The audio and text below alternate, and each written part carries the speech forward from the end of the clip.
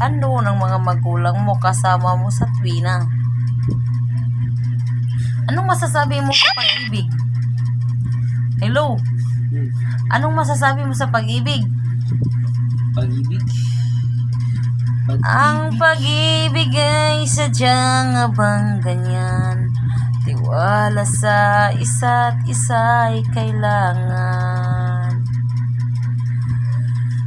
Kasi sumpay nakalimot ko.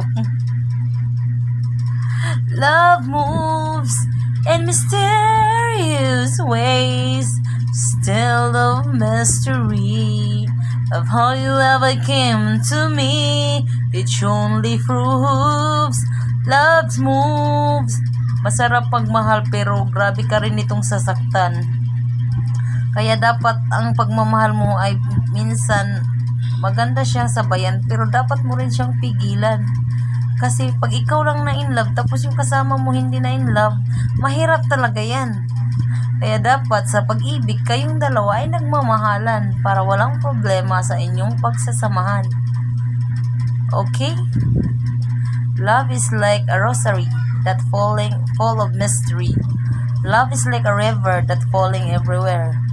Love is like a mountain that no one can imagine. Love is powerful. Love is magic. Ang the best sa lahat, love is full of sacrifices and full of Full full-an. Love is full of full-an. Charot, ganyan ba?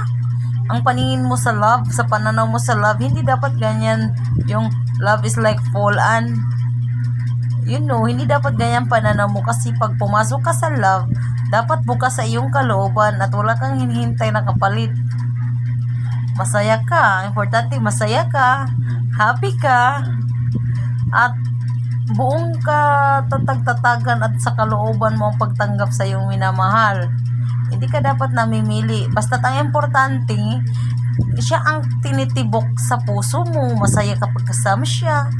Masaya kapag nakita siya.